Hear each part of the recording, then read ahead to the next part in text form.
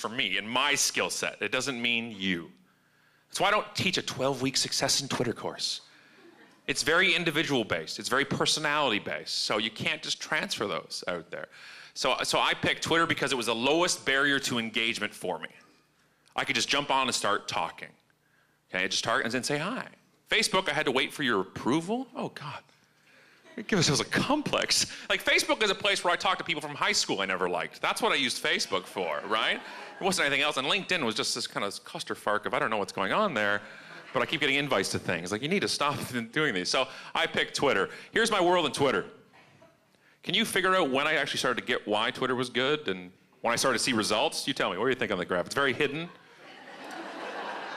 You might not see that in the back. It's very slight and subtle. I joined in April, $90 for this pointer, right? Check that laser thing out. Yeah. All right, so I joined it in April 08. You know what I was saying here? Guess what I was saying? Yeah.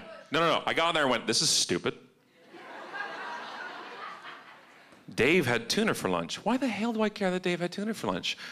This is stupid. Wait a second. And I realized it was, for me, it was just this Monday. Like my life's boring enough as it is. Do I have to hear about your boring life too?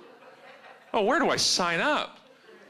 And the problem is when you're new to Twitter, and anybody can back me up on this, when you're new, it's kind of lonely, right? And the hardest thing on Twitter is to stay and get momentum, because when you first start, you get on there like, good morning, everybody, how's everybody doing?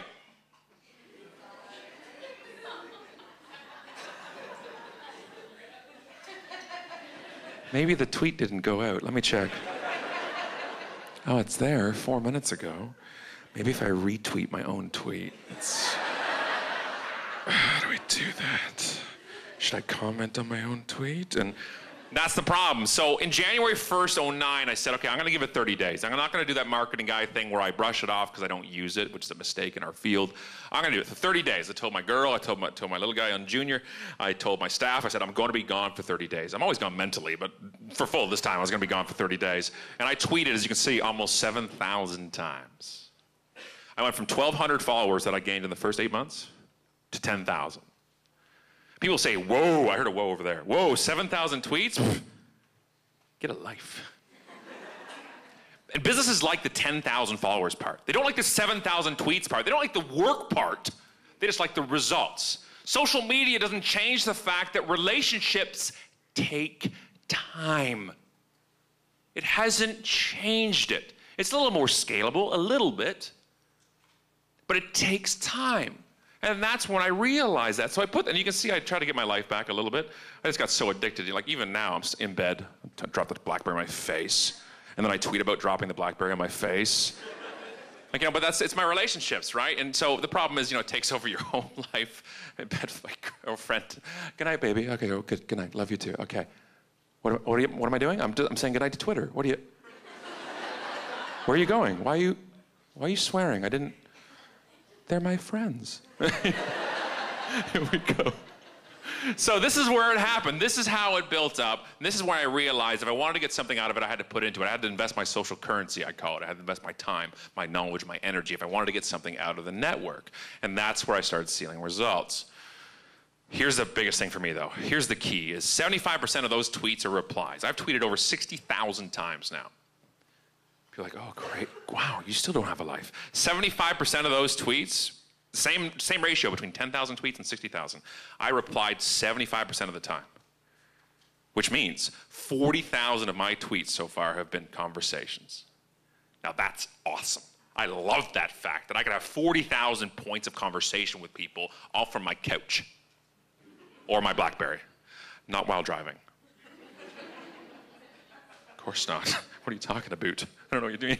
So 75% have been replies. It's points of conversation. Now, mind you, get the new followers, I didn't get them because of my conversations. I got them because of getting retweeted, which is the best way to get new followers, but they go hand in hand. The more relationships I have with people, the more they read what I say and the more they'll retweet it. Like if I know somebody and they say something, it's funnier if I know them. So I'll spread it around, or it's better if I know them. There's a difference. So getting retweeted was how I really gained the followers. But if you're gonna wanna get retweeted, I made it my job. Like I made myself the CRO of my company, the Chief Relationship Officer of Unmarketing. That was my world.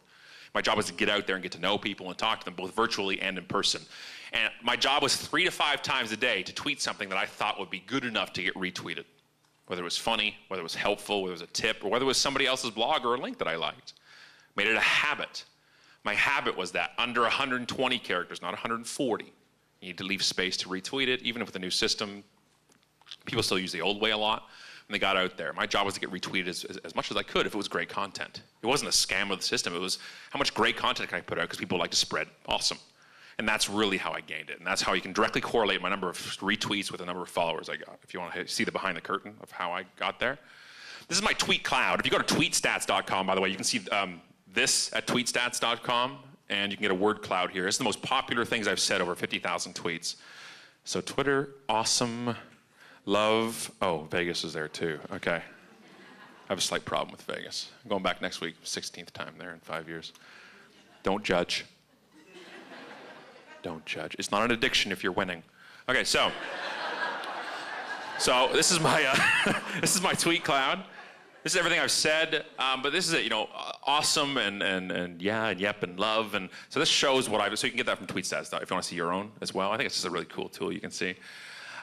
Here's a word of caution though. Everything you say and do can be held against you in the court of social media. So be careful on what you say and do. Don't say anything in social media you don't want to see on a billboard with your name, your face, your logo, and your phone number with your mom driving by.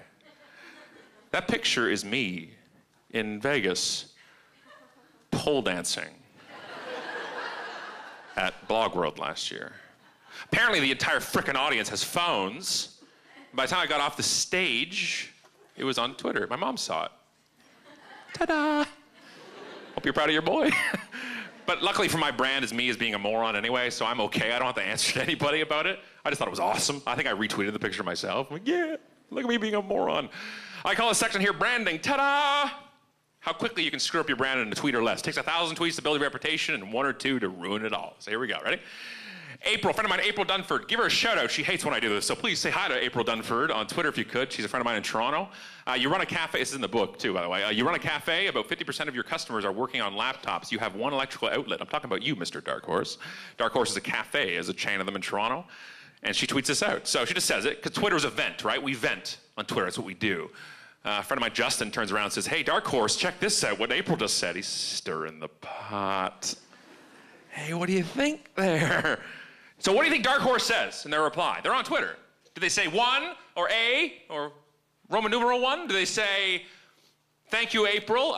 We just don't have the facilities to bring in more outlets. We really appreciate your business. 2, do they say, well, the problem is people buy 1 coffee and camp out for 6 hours. We're open for solutions. Or 3, do they say, that's awesome. We're in the coffee business, not the office business. We have plenty of outlets to do what we need.